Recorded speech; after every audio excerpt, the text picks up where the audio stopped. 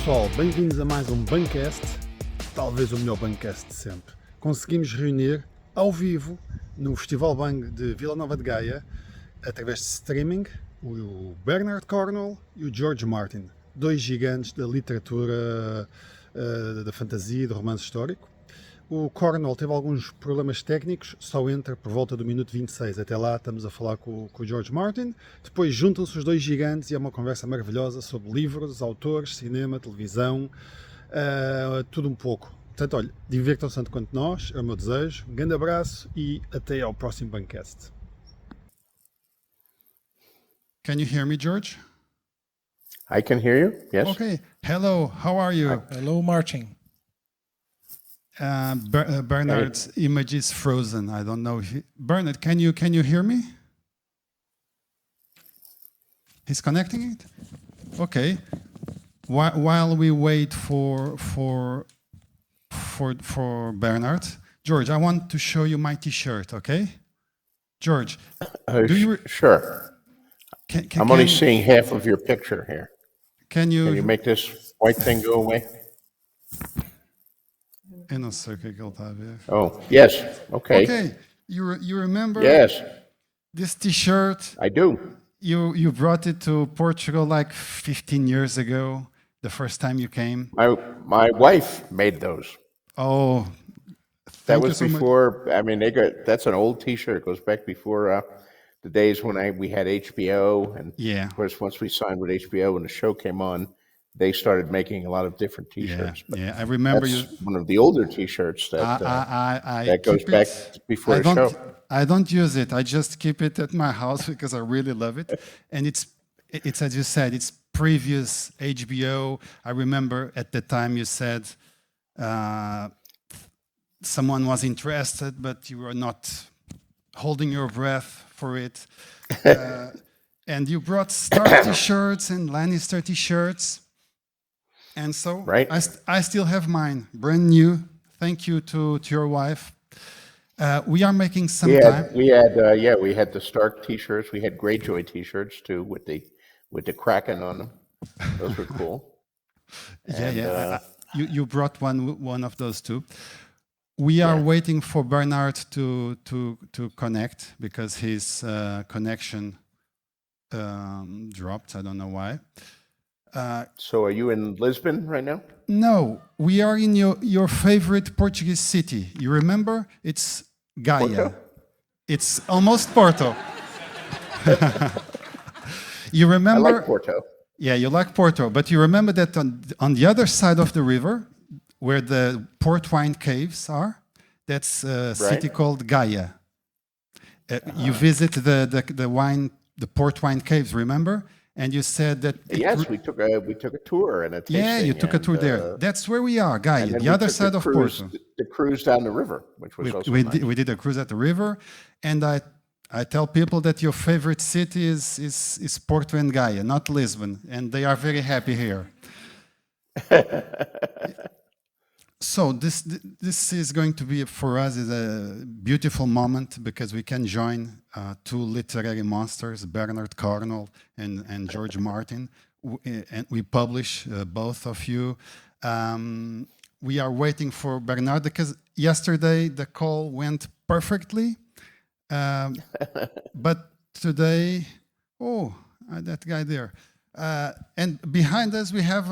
Can you see the team that we have behind us? So I saw them when they came in. Now here they are. Yes. here they are, just to say hello. Thank you, Hello. Thank you, guys. Don't hurt us, please.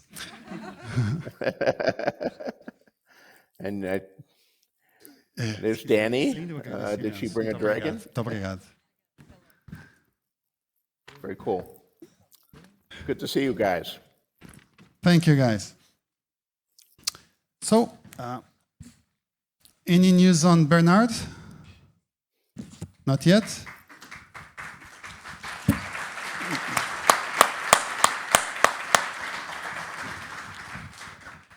Well, we have some. I told Sid, and we told also Bernard, that the best chat would be a chat where you would speak and we would not interfere. and make no questions, because you are two very interesting persons and very interesting authors. I don't think we need to launch many questions. I would love just to watch you to speak about whatever you want. But while Bernard is trying to reconnect, maybe we can talk a little bit. Sure, I'm game. So, George, we will not ask you anything that you... I know the questions we cannot make, so don't worry. I will do not make those questions. But Marcel, you had a question about the names of the TV series, because you love A Song of Ice and Fire. Exactly. Hello, Mr. Martin. How are you? Hi there. How are you doing? I live in Portugal for a long time, but I'm actually from Brazil. So in name of from all your fans from Brazil, thank you so much.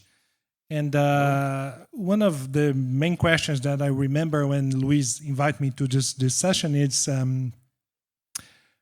happens a lot with very successful books like A Song of Ice and Fire. And when they reach the TV, they turn into Game of Thrones. And I'm wondering if it's something that bothers you. And if you have a reason for that, why not name the TV series as simply A Song of Ice or Fire? And besides that, I have another question. That it's you, sir, kill a lot of characters, a lot. And when I start reading your first book, I cannot believe Ned Stark was dead at the end of the book. And my second question is, there's a character that you kill that you regret, or it was hard to you to write the death scene of that character? Well, let me answer the one about killing people first. You know, as I've said in other interviews, Star Wars kills more characters than I do. You know, if you watch Star Wars, remember the first movie, right in the beginning of the first movie, the entire planet of Alderaan is blown up. Alderaan is a highly civilized planet. It has billions of people. So they've killed billions of people right there. But it has no impact on you, except, okay, they blew up a planet, they're bad guys. No emotional impact, because you don't know any of the people. I don't think I kill more people, but what I do think I do is I try to make you feel the deaths more, because I think you should feel death. I mean, in our art follows life, and in real life, you know, when someone close to us dies, we experience grief, we experience anger, we experience depression. It has a huge impact on our life when our parents die, or a close friend dies, or God help us, a parent when their child dies. Even people who are not necessarily close to us, like you know, you read people in the news, and I've been, you know, Jimmy Buffett, a musician whose work I liked a lot, died last month. Just a few days ago, Dick Butkus, a great football player, died. I followed Butkus when he was playing. He didn't play for my team, but I knew who he was. He was a legendary figure. His death had some emotional impact on me. So I want to, when I kill a character, I want my readers to feel that death. I don't want it to be the death of Alderaan. And that's why I think people remember the deaths in my books more, because I give them more emotional impact, I think. The other thing I want to do is ratchet up the suspense of the books. I mean, these are dangerous situations. People are at war. You don't know who's going to live. You don't know who's going to die. In too many books, of course, in many books, you know, I'm lucky because I have large cast of characters, and I can go back and forth between multiple viewpoints. But when you only have one viewpoint, if you're reading a Conan book by Robert E. Howard, Conan's not going to die. He seems in trouble sometimes, at one point they capture him and they crucify him, but he still doesn't die because he's protected by what people now call plot armor. You know who the hero is, and you know that the hero is not going to die. I think it's better if you don't know who's going to live and who's going to die, because that's like real life. I know I did not serve in the military myself, but I had friends who went to Vietnam and served over there, and they tell me stories about their friends dying, and they didn't know who's going to die. Toughest guy in the platoon is the one who gets killed. The funny guy who was only a week away from his term ending steps on a landmine and gets blown up. Death is waiting in war, and a lot of fantasy books, including mine, are about war, and you never know who's going to die. So I think my reputation for killing more people is exaggerated, but I will accept that I try to kill people unexpectedly and realistically, and I keep my readers, I think, off balance there, and I want the deaths to have more emotional impact, even if it's a bad guy. I mean, I know a lot of people enjoyed it when Joffrey died, but there are moments as you read the book. I did a lot. I try to remind you that even though Joffrey is dying and he was a son of a bitch, he was also a 13-year-old boy. And, just at the moment of his death, you realize, hopefully you realize, that a 13-year-old boy is dying in front of his mother. And that has a different kind of emotional resonance. So there's that. As for the other question you asked about the titles, well, it's, the TV networks make these decisions as titles. They purchase my books, the TV and film rights to my books, and for whatever reason, they wanted to call it Game of Thrones rather than A Song of Ice and Fire. I suppose they did some kind of internal testing or something, as they always do, and settled on that thing. It is interesting, though, that how iconic that phrase has become. I mean, game of something, I see it everywhere. I turn on the TV and someone is, well, this is a game of, and fill in the blank, and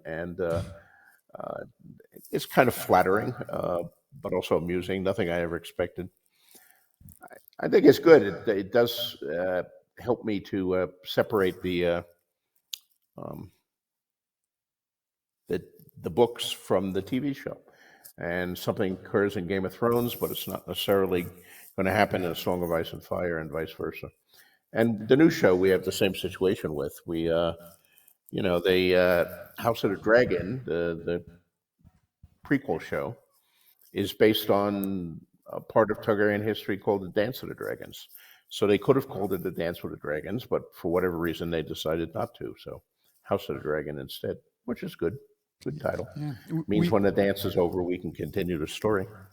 We had that question for Bernard also, because the Saxon Chronicles was transformed into The Last Kingdom. It's the name of the first book, so it makes some sense also. You remember the first time, speaking of Bernard, we are still waiting for him. You remember, George, the first time you were in Portugal, we went to a place called Cabo da Roca, Cape Rock. It's southern Portugal, the other side of the river. And I told you there were some ruins there. And I told you that they shot the Sharp. Oh, the Sharp series? The Sharp series there. Some episodes that were, the story was in Portugal because Sharp was somewhere in Portugal. And I remember you were so excited with it because you are a big fan of the Sharp TV series and of Sharp books, right? That's right. And I remember I took some photos. I still have those photos of you walking around in the monastery. It's all in ruins now. So how did you discover Bernard's work? Many years ago, I suppose. Actually, I think it was the TV series. I think I came on the television series first, the Sharp TV show, and I enjoyed it a lot. And that sent me out to find the books. And so I bought one book. I don't remember which was the first one, and read it. And then, of course, I immediately bought another one and another one and another one, as I often do. And pretty soon I'd read the entire series of Sharp books. And they were fascinating. I'm a big history buff, as you can probably tell. I draw a lot on history, even though I write fantasy.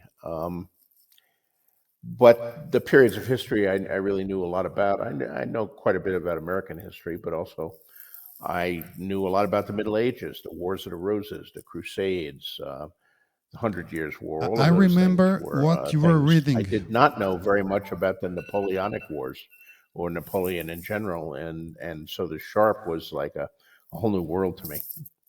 I And remember. of course, it had Sean Bean in it, who later came back. I think Sharp may be the only Sean Bean character who doesn't die. Talk about Exactly. dying. Yeah. We were talking about that, yeah. I remember the last time you were in Portugal, you were reading a biography of Jerusalem, the city, by maybe Montefiore, I don't know, a very famous historian.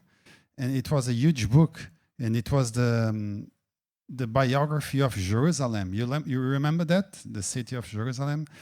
And you gave some examples of the cruelty of the kings in Jerusalem, and you told me that maybe you should have made your mad kings even madder and more crazy, because the things you read about the kings in Jerusalem were really, really crazy.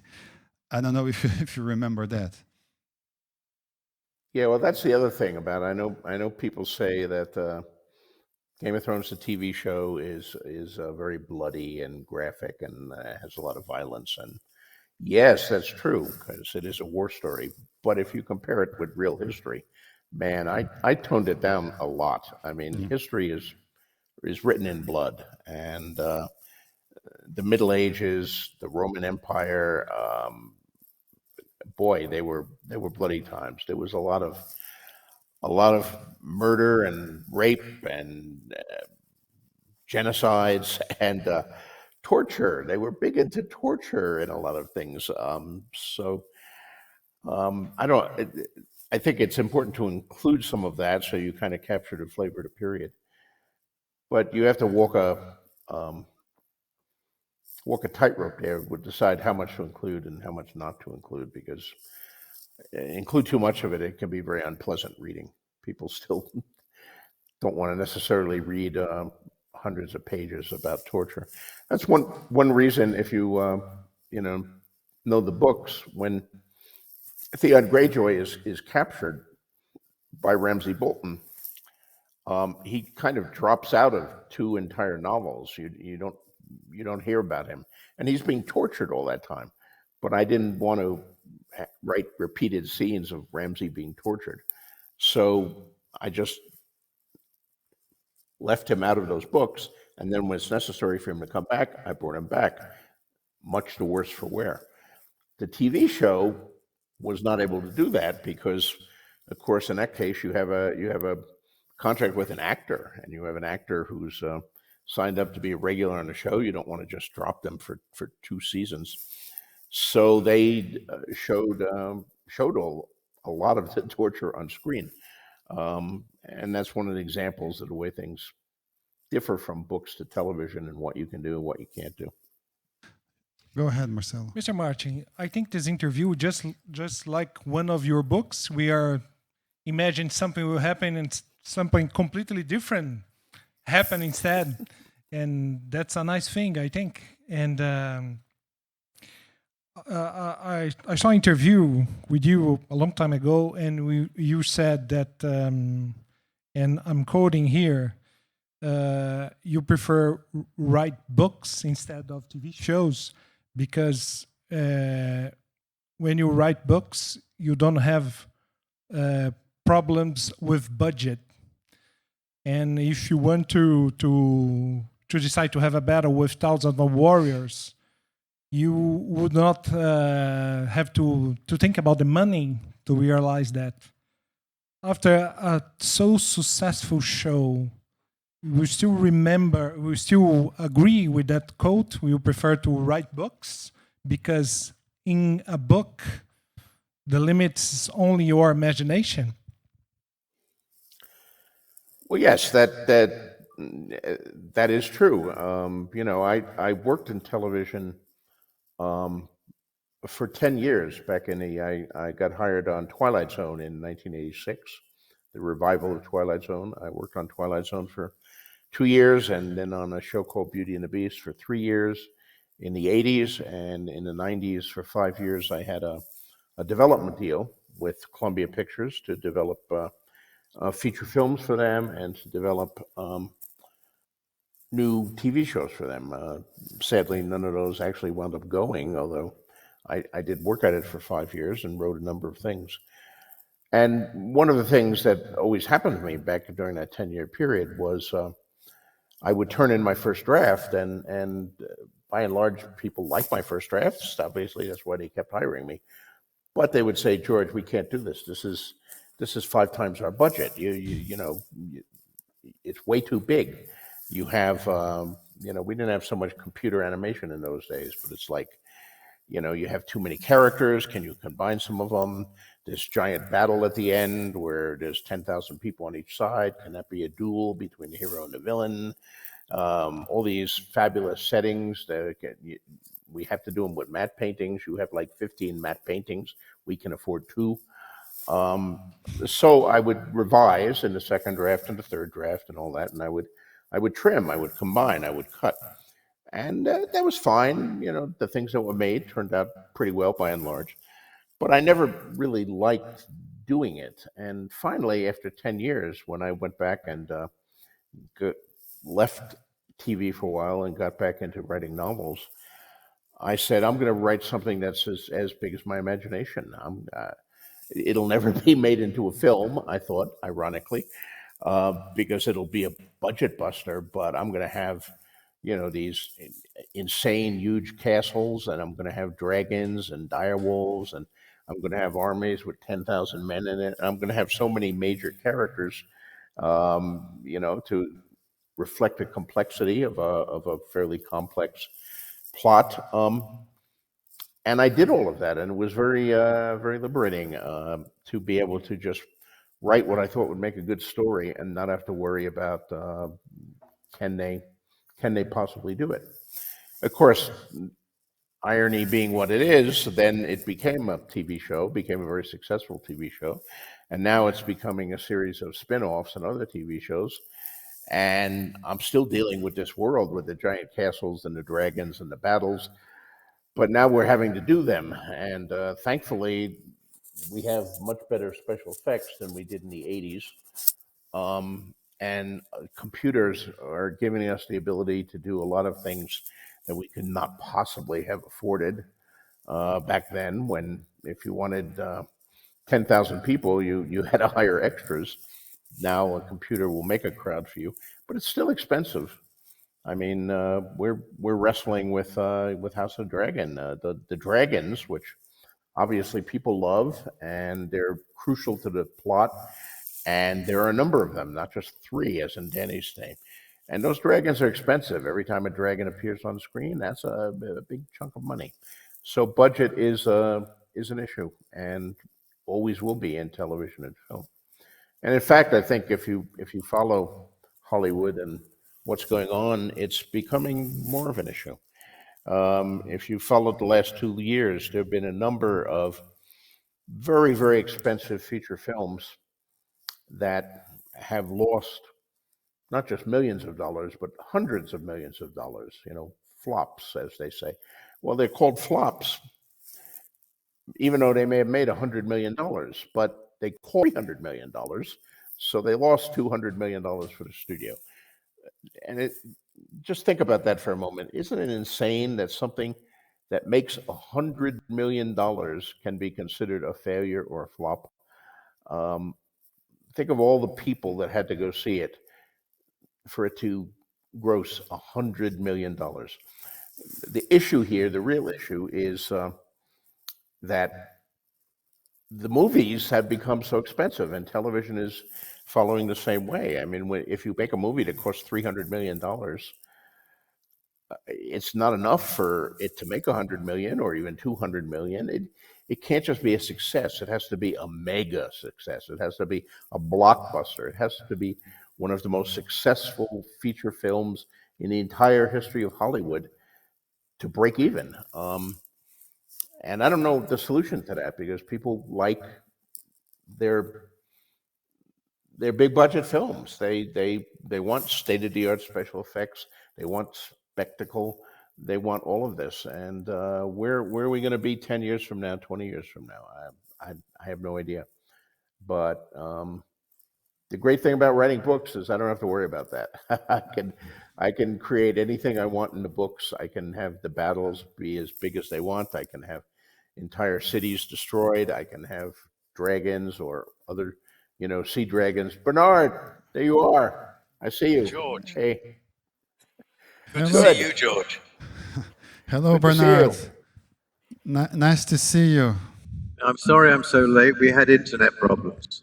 No problem. We are chatting without you, but now you are here. So, as we were telling George, we would love to see you, to watch you talking, making questions to each other, and we would just shut up and watch.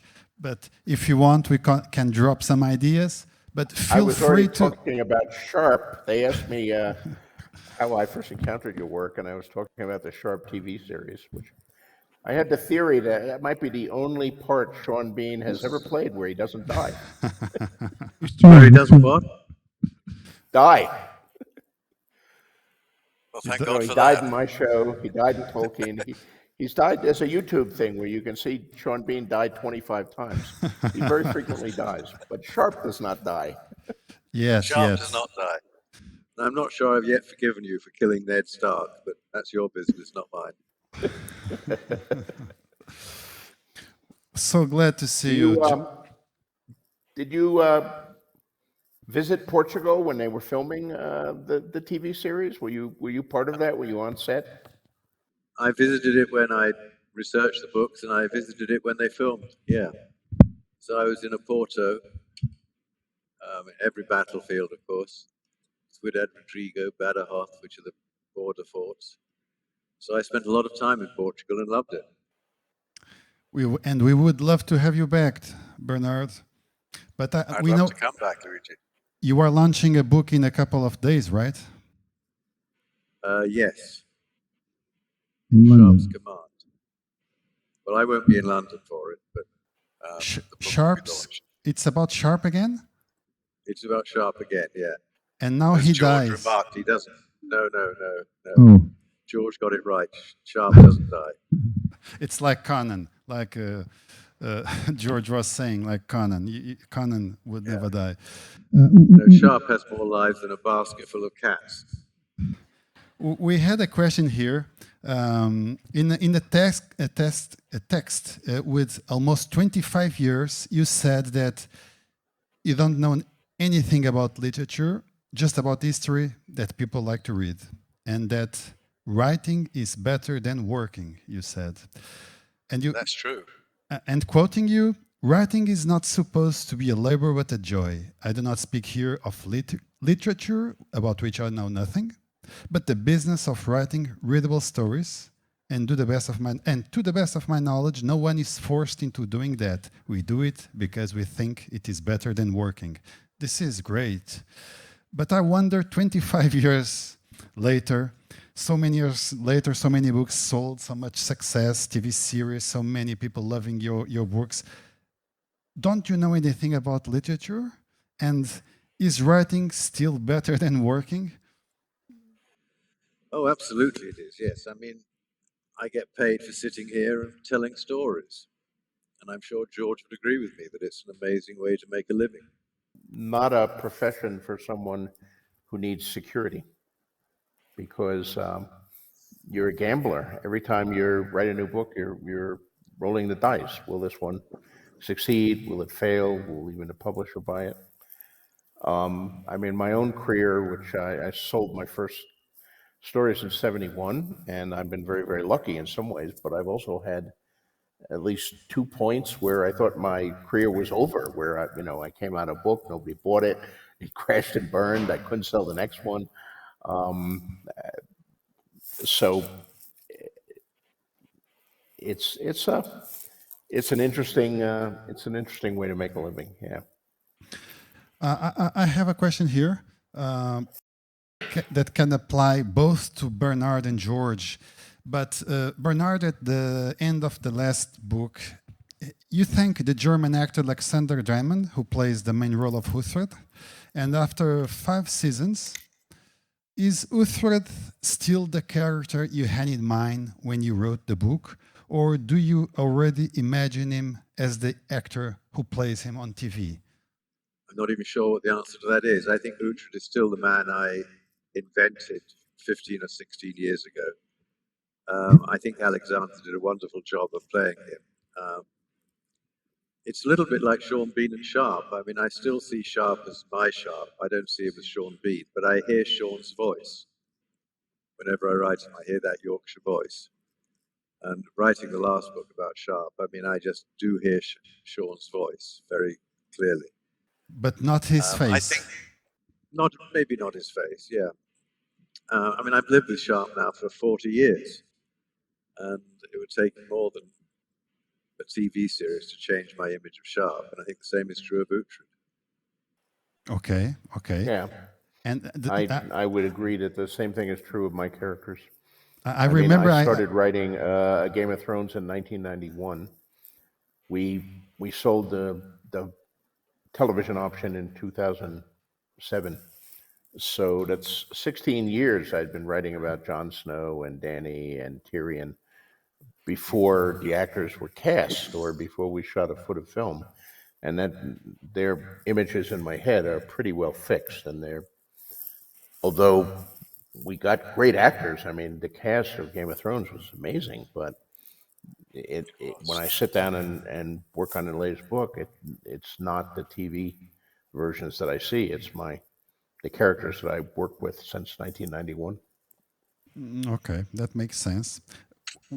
Well, we the fans, we cannot imagine any other faces, but I'm pretty sure you, the creators, well, the characters are living in your head since a long time ago. You want to make that question about Indiana Jones, Marcelo? That's a great question. You watched the last Indiana Jones movie? Indiana Jones. Oh, no, I haven't seen it. I have not seen it. Oh. So, guys, I will make a review for you for The Last Indiana Jones. There's this scene when Indiana Jones, as a character that lives and breathes history, is taken by a magical power to a scene in history. One scene in history, I think it's a war in ancient Greeks, and he was able to see this moment in history realizing in front of him. And my question is, for you guys that research so much, know so much about history, so much about history, there's a moment in the history that you guys want to see with your own eyes? Is that a question? You're asking if there's a moment in real history that we would exactly like to that you want to see, you want to be witness in yes. Yes. I want to see the final attack of the Imperial Guard at Waterloo. And why? Why?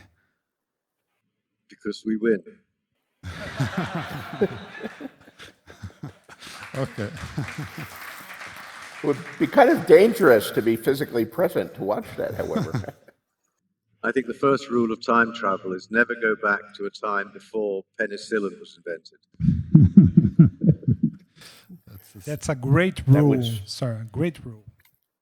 Or you could take Sharp with you, because Sharp will never die, so he can fight for you and defend you. Well, I'll stand behind him. And George, if you could travel in time after all the research that you did, from the Dark Ages to the American history, is there a moment you really would love to watch personally? Well, I don't know. I don't think I want to go back to a battle. I write about them, and of course, I watch them in television and film. But actually, being physically present at a battle where people were hacking each other apart with swords, or a dragon was burning everyone to death, or all of that, that could be hazardous. But there are other amazing things in history that don't necessarily involve Violence. carnage. Which one would I want to pick? I don't know. Am I just a spectator, or can I affect the history? That's another question too. I could go back to the peace conference after World War I when they were coming up with the Treaty of Versailles, and I could tell them, guys, you're doing this all wrong. You're just setting the stage for World War II. Don't do it this way. That would be good if they would listen to me.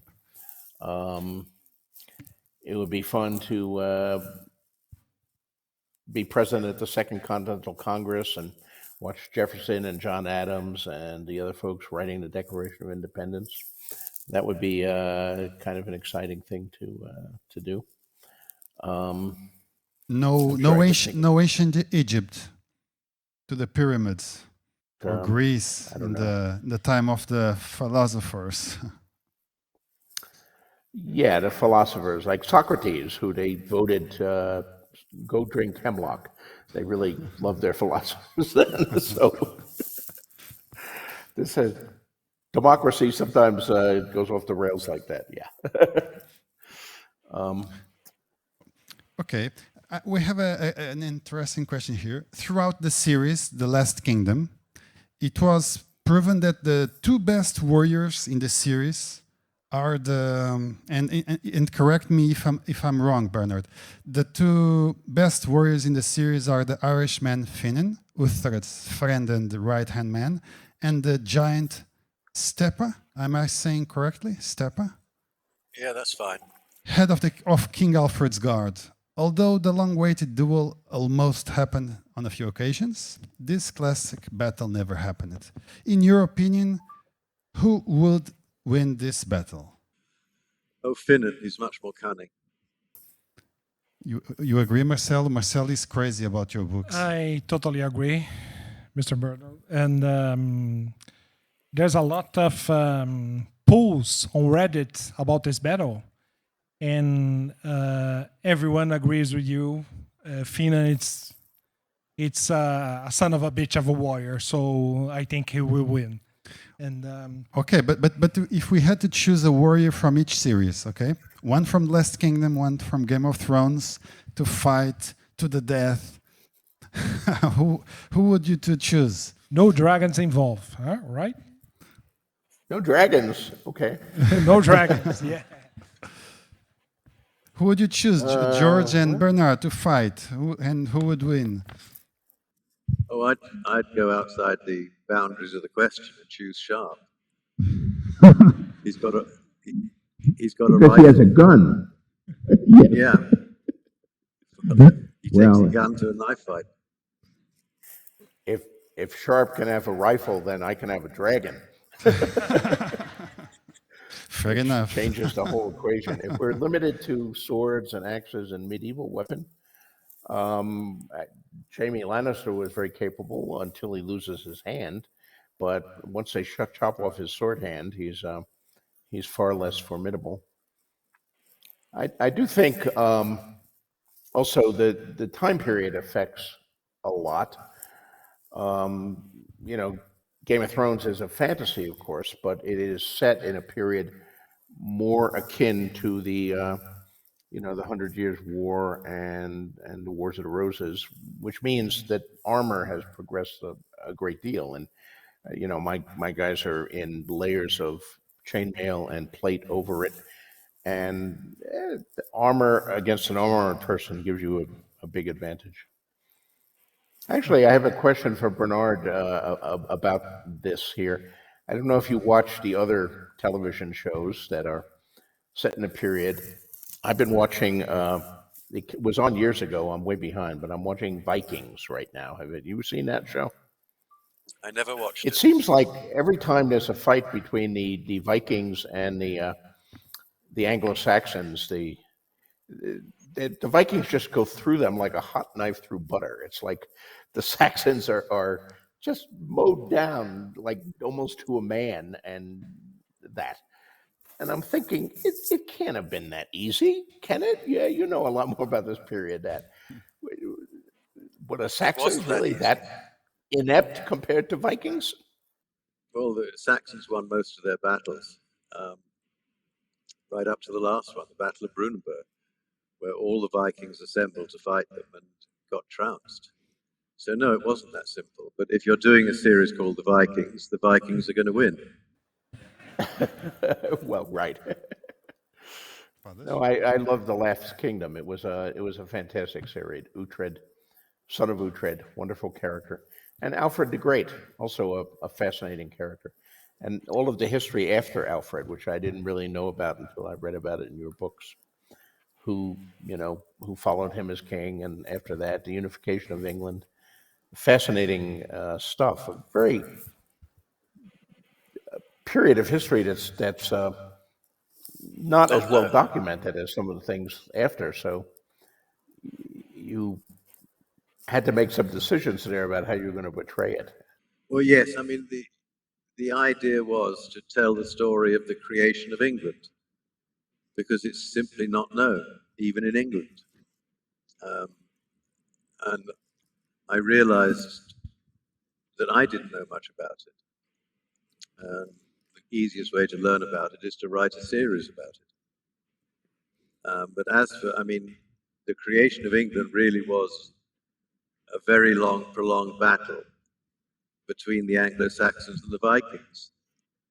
And England won, which means the Vikings going through them like a knife through butter is a slight exaggeration. In real life, yes, but so far not in the early episodes of the Vikings. But we shall see. I'm not very deep into the series yet. Well, I finish yours. I'm going to miss Uhtred, by the way, both in the books and the TV show. It was so good. I have something very similar online right now, which is called The Winter King, which is on MGM Plus, says he, putting in a quick advert. Well, that's based on your Arthurian books, right? The Merlin series. It is. Yes, it is. Yeah.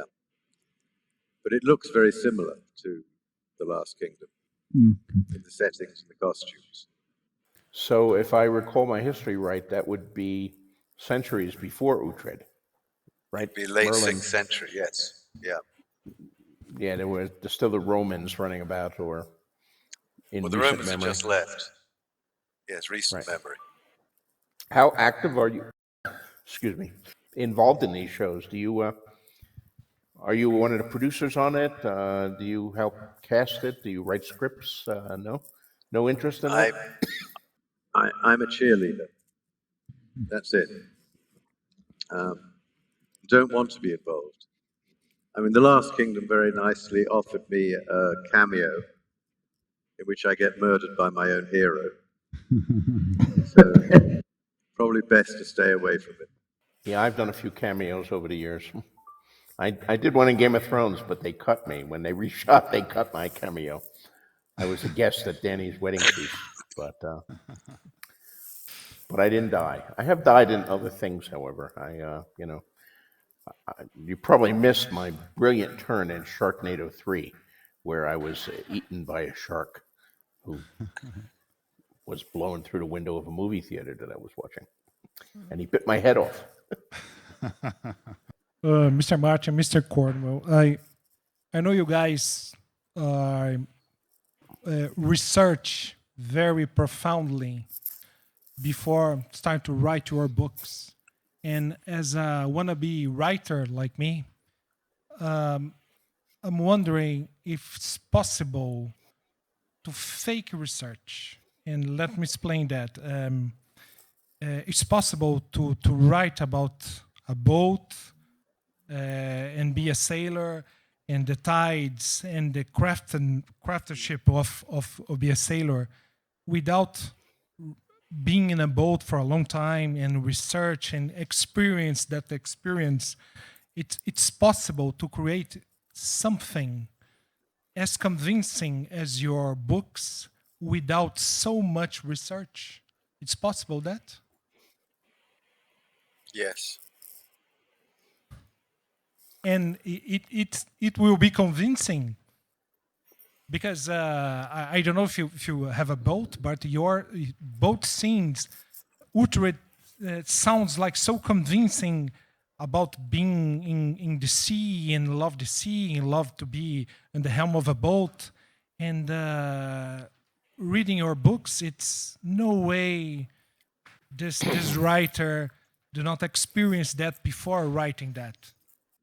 Well, I have experienced it.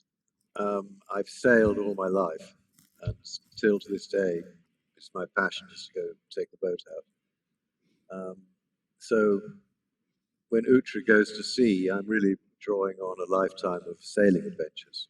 But I mean, the answer to the question is we write fiction, and one of the biggest ingredients is imagination.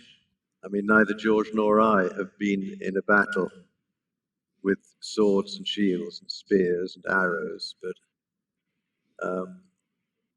we both, I think, convey the experience rather convincingly. I think research is obviously very important.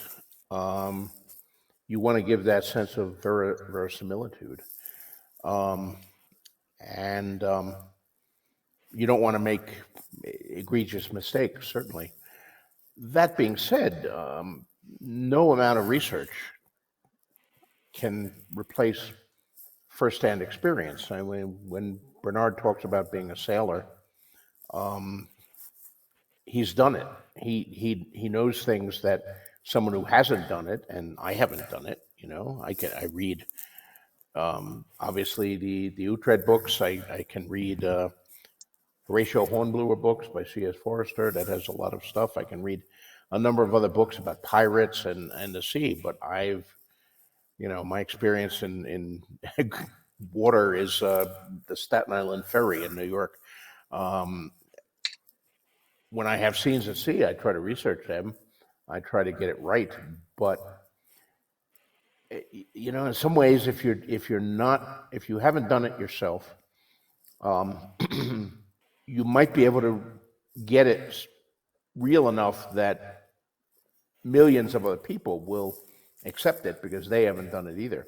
But there will always be the person who actually has done it, and he will always find things in it that you got wrong.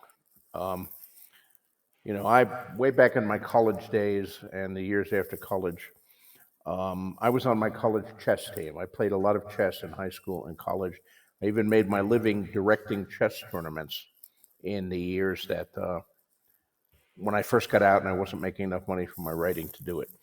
So I know quite a bit about chess. And whenever I see a chess scene in a book or a movie or a TV show, they get things wrong.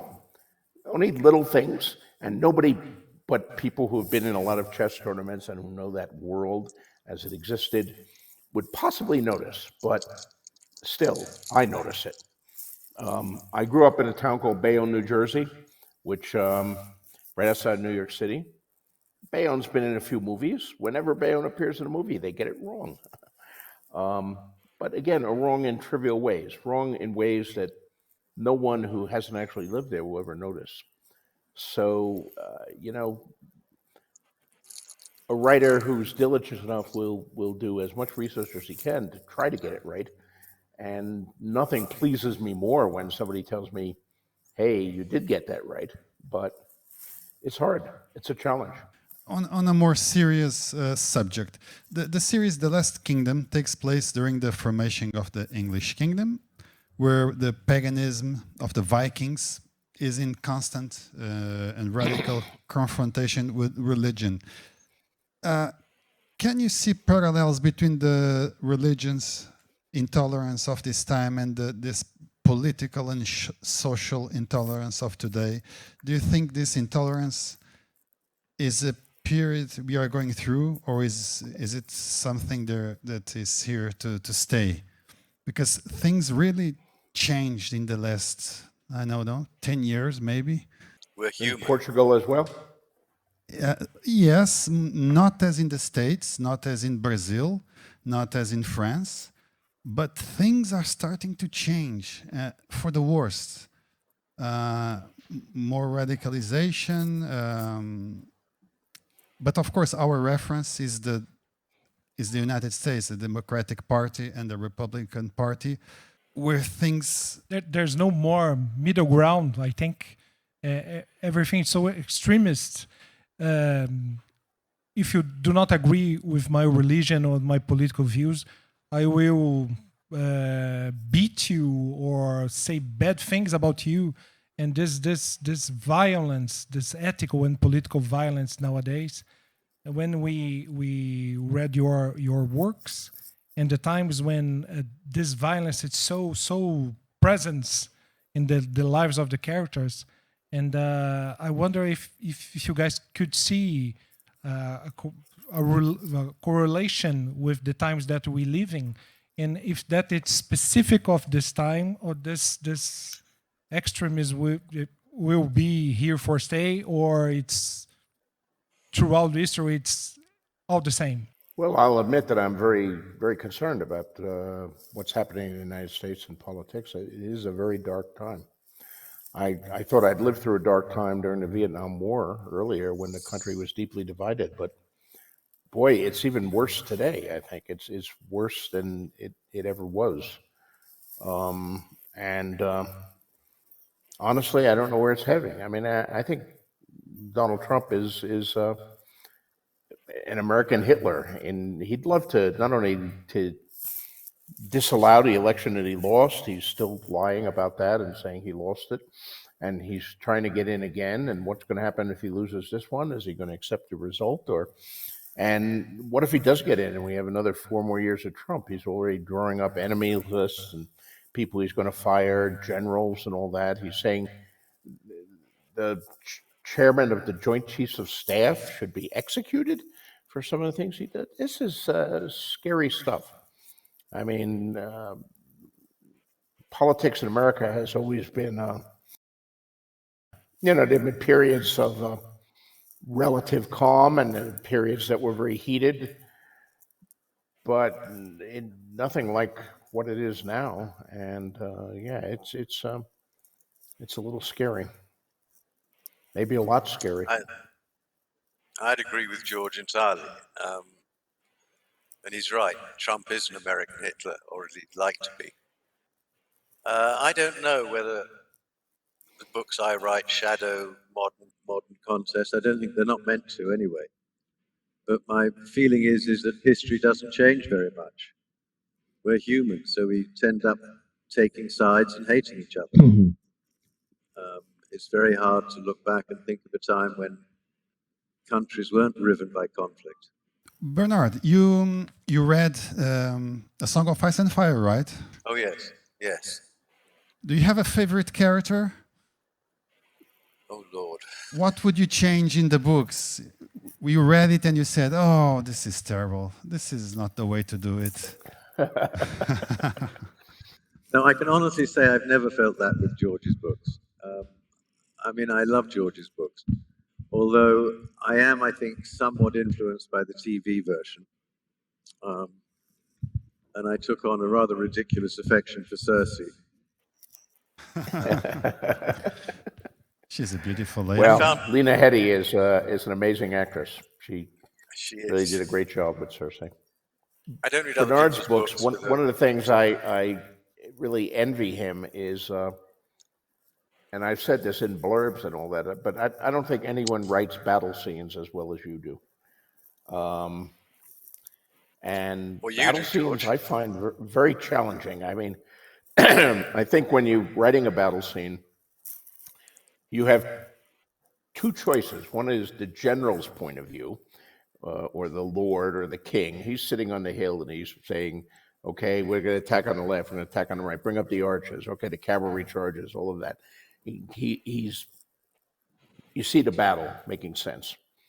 But then there's also the private's point of view, or the the view of the medieval levy. And yeah, you're in the middle of the battle, and there's chaos going on all around you. And here comes a big guy with a spear, and he's trying to kill you, and you kill him. But then here comes somebody else, and oh, your buddy just died next to you. You're not thinking of flanks and reserves and all of that. It's just a kind of bloodbath of one thing after another. And when I'm writing a battle scene, I always have to grapple about how am I going to do it, because I don't want to do, I've seen Hollywood movies that piss me off because Braveheart. I mean, Braveheart is a good movie in some ways, but when they get to the Battle of Stirling Bridge and it becomes the Battle of Stirling, and they leave out the bridge, which was central to the entire battle, and it's just a bunch of guys at two ends of the field running at each other, yelling and hammering. You're losing all sense of strategy or tactics or the battle, and you're just doing it. Okay, I'm going to hit someone with the axe. It's a real challenge to somehow write a battle where you get both. But I think you do it in your Utrecht books and your Sharp books. You get that visceral thing of here comes a big redhead with an axe. He's going to split my skull. But you also have a real sense of what the tactics are and the strategies are, and when you're winning and when you're losing. And that's, I don't know how you do that, but it's pretty incredible. Well, that's nice of you, George, because I think you write better battle scenes than I do. But everything George said is right. I think one of the most important things is before you even begin the battle, you give the reader a sense of what the ground is like, where there are hills, where there are valleys, where there are rivers. So the reader has an understanding of what's going on. When I wrote my only non-fiction book, Waterloo, the very first chapter is set a year before Waterloo, when the Duke of Wellington actually crossed the ground that would become the battlefield. And that meant I had a whole chapter to describe that field, with the two hills, the valley between, the road, and the important buildings, so that when you actually get into the more exciting stuff, which is the battle itself, the reader knows where they are. And so, yes, that's the general's point of view. As for the private, or in Sharp's case, the captain, it's what can he see, smell, hear, feel, and it's those senses that take you through the battle. Did you ever read the George MacDonald Fraser's books of Flashman? What is it? The guy from Tom Brown's School Days. I'm blanking on his name now, but he wrote a whole series. Flashman, the Flashman books. Have you read those? Read them. I've reread them.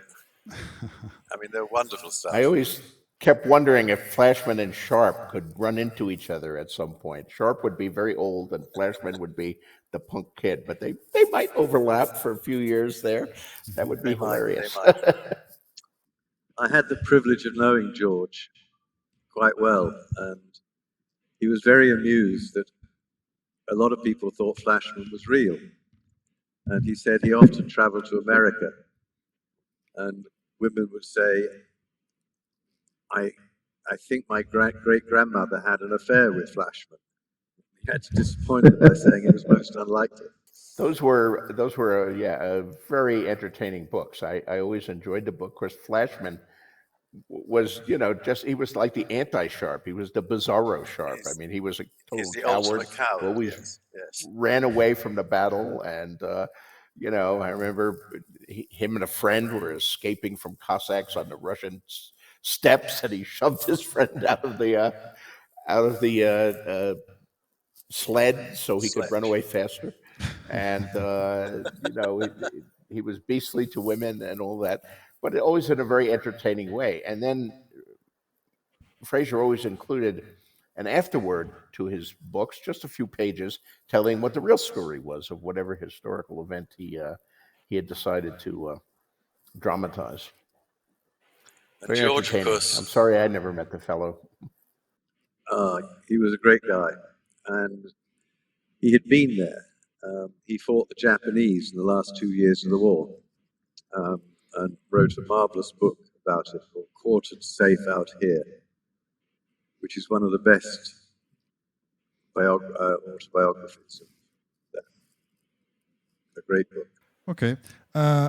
Before returning to your works, we have one or two questions about that. This question could be about science fiction, but it is about a sad reality, the monopolies and the dystopian corporations.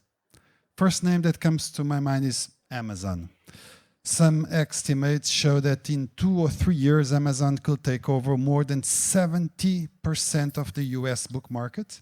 And in the UK, Amazon controls more than half of the market at this moment. What do you think about that? This is like science fiction, but now it's reality. One single company controlling the sales of more than half of the books in the country. And this starts new monopolies.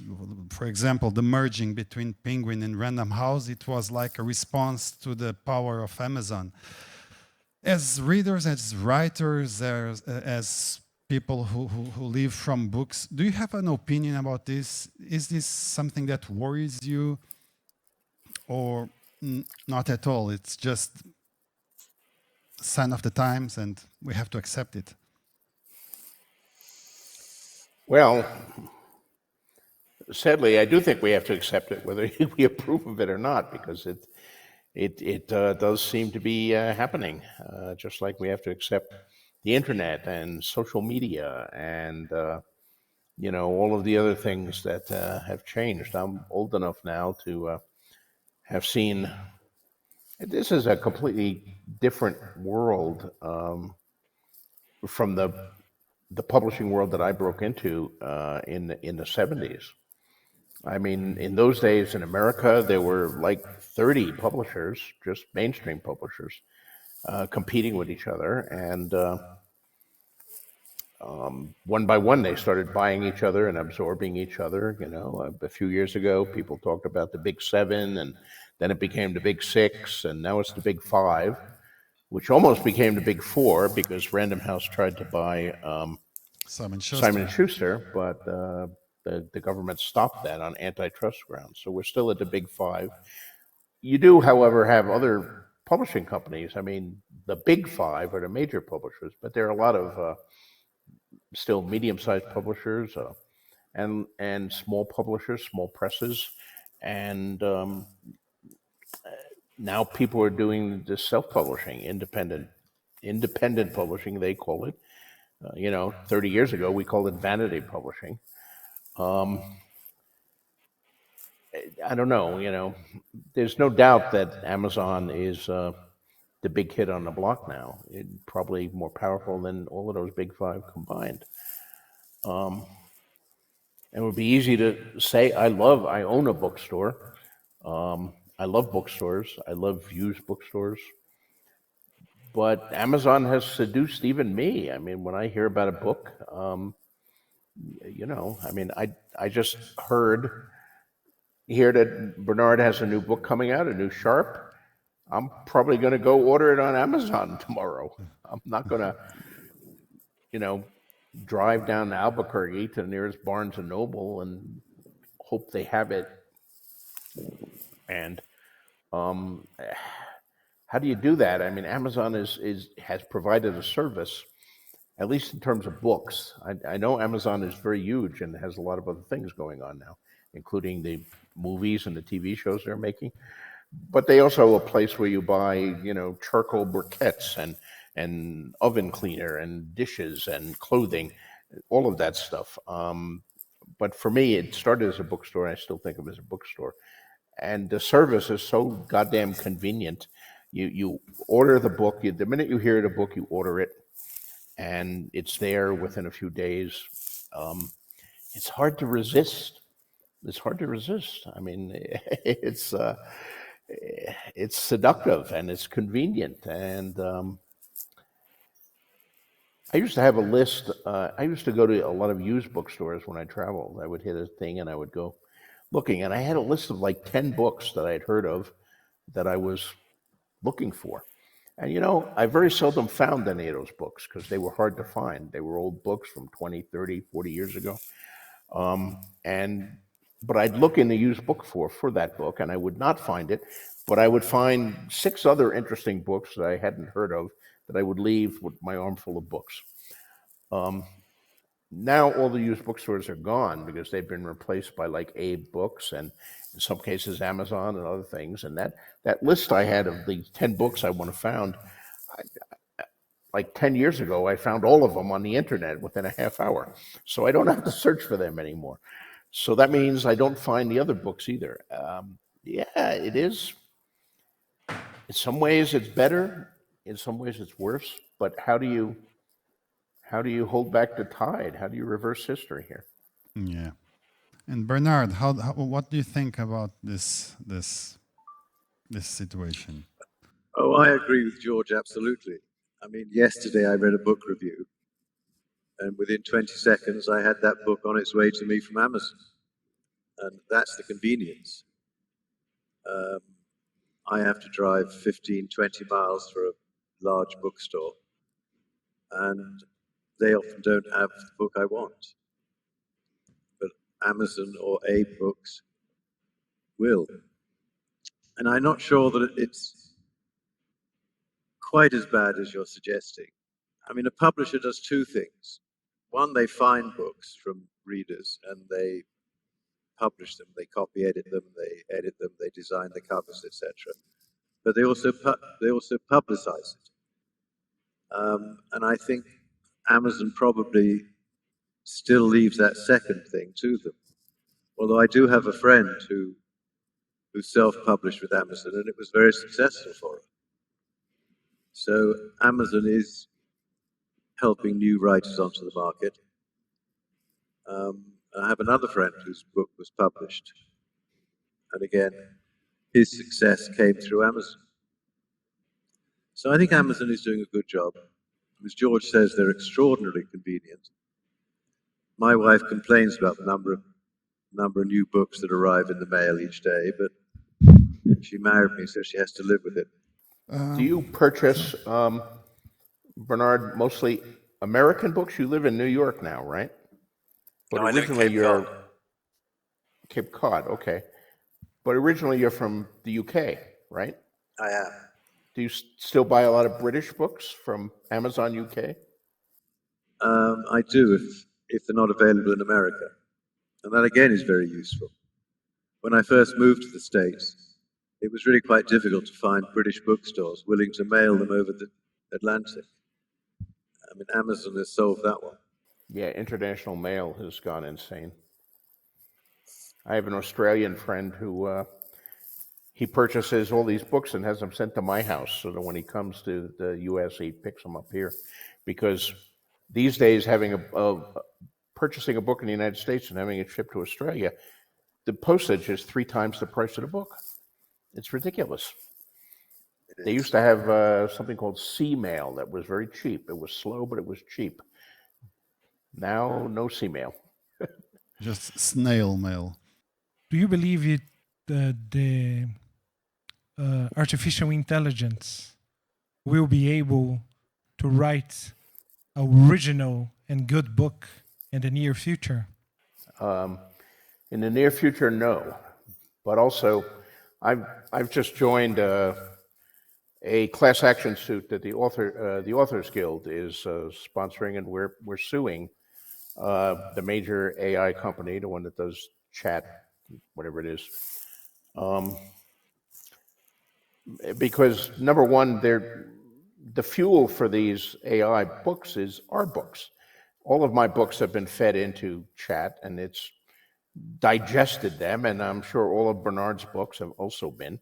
You could go to chat GPT or whatever and say, write me an Uhtred book. In fact, you could take that idea that I just threw out as a joke. Write me a book where Sharp meets Flashman.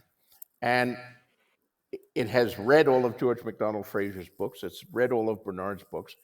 And it will digest them, and it will write them, and it'll produce a book. Will it be a good book? Probably not. These are very derivative works. The raw material they're being fed is the published books. It can't create anything really original. It can just rehash and find common elements and do something. But still, what it can do is pretty impressive compared to what it can do 5 years ago. So, will it ever be able to do an actual good book? Will it ever be able to create anything truly original, or will it just, rehash what it can from existing raw materials that are fed into it? And you, Bernard, are you worried with artificial intelligence for the next years? I'm too old to be worried. I'll be dead by the time it can write a book. So I don't think ChatGPT or AI can write a book. It might get the characters right, it might even get the action right, but it won't get the emotion behind the action right. I think it's a question of time only. If you go to Midjourney, it's a software that uses artificial intelligence to make paintings and illustrations. It's unbelievable, the quality that you can obtain by just putting some words, some prompts. And an illustrator would need maybe 1 week to do it. And the Midjourney does it in 20 seconds and in 4 different options that you can ask to change something. And 20 seconds after, you have 4 new illustrations, detailed, almost perfect. If I was an illustrator, it would be. I would like to travel back in time and choose a different job. So I know it's very. Well, different. there is a lot of effort to control this. I mean, the Authors Guild suit that I'm part of is only one of half a dozen lawsuits that have been filed. And the illustrators thing is very, controversial too. A lot of publishers or magazines have said we won't use AI-generated work. Yeah. There are a few of the science fiction magazines here in the United States that are being deluged by AI submissions. I mean, manuscripts come in over the internet, and it's got a name on it. It doesn't say by AI. They slap a name on it. How can you tell whether it's AI generated or not? Not easily, although I guess there are also programs to detect that. So AIs sniffing out other AIs. I don't know, but we have some interesting times ahead, and a lot of it is going to depend on how some of these lawsuits, resolve. I fear in 20 years, maybe, we'll have a perfect novel written by artificial intelligence, and there is no way for anyone to detect it. Unfortunately, I think it's what we'll have ahead of us. But I think to create something, to take decisions, to take risks, and I think to kill Ned Stark at your first book, I think it's a risk decision, for instance, and I think the artificial intelligence is still dealing with those decisions in a very robotic way. I know that because just before this chat, I asked ChatGPT who was the best writer, George R. Martin or Bernard Cornwell. And the answer was no risk at all. They are both good, and I agree. You decide. And I say, no, I think it will take a while so a machine can can create something very, very risky, therefore original. That's my humble opinion. AI is There is also the impact that AI is going to have on films and motion pictures, because of the ability to recreate actors. I mean, maybe the next time they revive Utrecht, Humphrey Bogart will play him. AI can take the script and create Humphrey Bogart or Errol Flynn or Marlon Brando, whoever you want. Can play any part, and Even better, we can have AI Marilyn can. Monroe and the young Liz Taylor back, Gina Lollobrigida, whoever you want, put them in your thing, and there you have it. So, what does that do to current actors if you're having to compete for roles with the ghosts of Humphrey Bogart and Charlie Chaplin and whoever? if you gave 1 million monkeys 1 million typewriters, eventually they'd write sonnets like Shakespeare. Actually, what they came up with, those 1 million monkeys, was called the internet. But Yes. I think Rabbit you're right. monkeys. I think eventually, yes, I think eventually there will be a AI originated novel that is decent. But I'm equally certain I'll be dead, so I'm not going to worry about it. One question that I'm curious. George always says that there are two types of writers, right, George? The gardener and the architect. Architect, yeah. Yeah. Do you know the description, Bernard? The architect thinks everything from the beginning, and the gardener is working as he writes, and that's something I cannot understand how it's done, but George writes that way, right? Are you a gardener? Are you a gardener or an architect or a mix of both? I'm a gardener. Totally.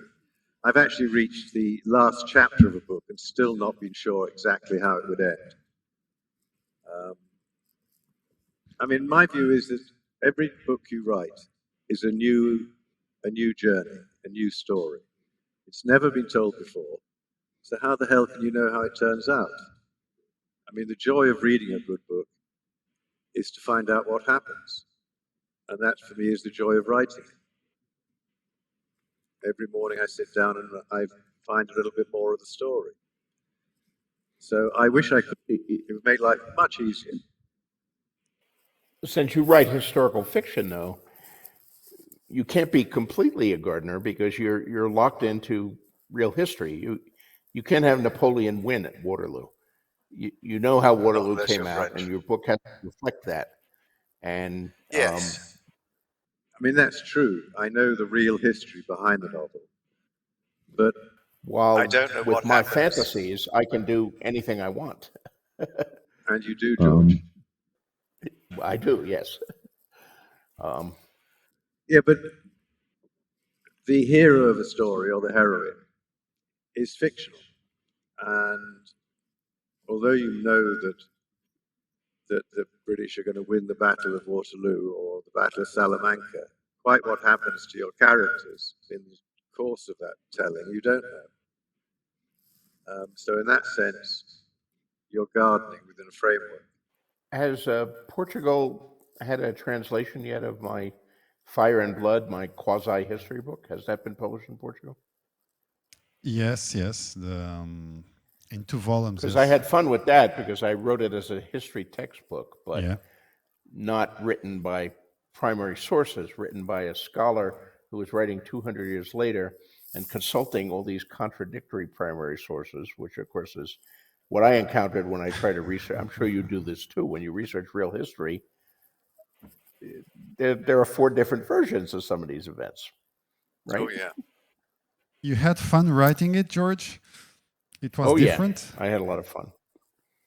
Because when I'm writing a novel, I'm in a viewpoint, and I have to present what happens, and I may have 3 or 4 different things. What could happen in this scene? Oh, this could happen. Oh, that would be outrageous. People would never do that. And where would that leave me? And then I finally settle on one. But when I adopted this fake history template, I could have my cake and eat it too. In fact, I could eat several cakes. I could have the cheesecake and the brownie and the apple pie, and I could give all of them to you. And also, something healthy if you wanted cauliflower. But and that was a lot of fun. I could really let myself go. Okay, that's great. Now we did publish them, yeah. So any projects you want to talk us about for the future? Bernard, you are going to publish a new sharp novel. Where was the last time you published one, a sharp novel? A year ago. So now, Sharp's Assassin. and the next one will be sharp again? It will. But that's long written. I finished that 6 months ago. Oh, you write very fast. Both gardeners, but with different rhythms of writing. Well, yes. I used to write a lot faster than I do now, so I don't know. But Any project, George? Different projects. Well, yes. I mean, of course, we have in television, we have the new show, House of the Dragon, which has just finished filming its second season, and we're going to be planning for the third season soon. But I also have like 8 other spin-off shows that we're developing. The Dunk and Egg show has been greenlit. The others, not yet, but we're still working on them, developing. Some of them may do it. On the book thing, I'm still editing the Wildcard series. We have some Wildcard comic books that are coming out. I'm editor on those, not the writer. The main thing I'm actually writing, of course, is the same thing. I wish I could write as fast as Bernard, but I'm 12 years late on this damn novel, and I'm struggling with it. I have like 1,100 pages written, but I still have 100 more pages to go. It's a big mother of a book. For whatever reason, maybe I should have started writing smaller books when I began this, but it's tough. But that's the main thing that dominates most of my working life is that. Okay, we'll wait. When it's ready, it's ready. Bernard, do you have a question for George? A last question that you would like to ask him? How's your theatre going? It's fun. It's the Jean Cocteau Cinema. I just bought it 10 years ago. It's an art house in Santa Fe.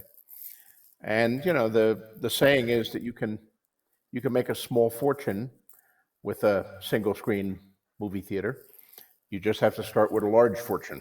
So that's the case. But I look at it as, not a money-making thing, sadly, but a thing to give something back to the community. We show films that nobody else is showing. We show old films. We show new films. We have live music in there. We have magicians. We have drag shows. We have all sorts of weird and wild entertainments for the very small theater, 78 seats. So that's going well. Bernard, aren't you an actor also? An amateur actor? Yes. I've acted for about 15 years. Unfortunately, a developer bought our theatre and developed it into a ruin. And I don't think it'll ever open again. So now we do something called the Cape Cod Shakespeare Festival. We put on 2 plays every summer. We do it outdoors. And it's been a huge success so far. And if you're in Cape Cod next July, August, I will be playing Prospero in The Tempest. You have to go to George's theater. Well, my stage could not take it, The Tempest, actually. It's the size of this desk I'm sitting at. But, actually, I'd love you to come to Santa Fe and do a signing for us, or a reading, or an interview like this at my theater, or at the bookstore next door. If I live long enough, George, it's a date. Very good. And George, do you have a last question for Bernard? So it sounds as if you're on a sharp kick now. You're writing, you had a sharp book and another sharp book and another sharp book. So this is all sharp post-Waterloo? No, I'm taking it back. You're taking it back, going back to India?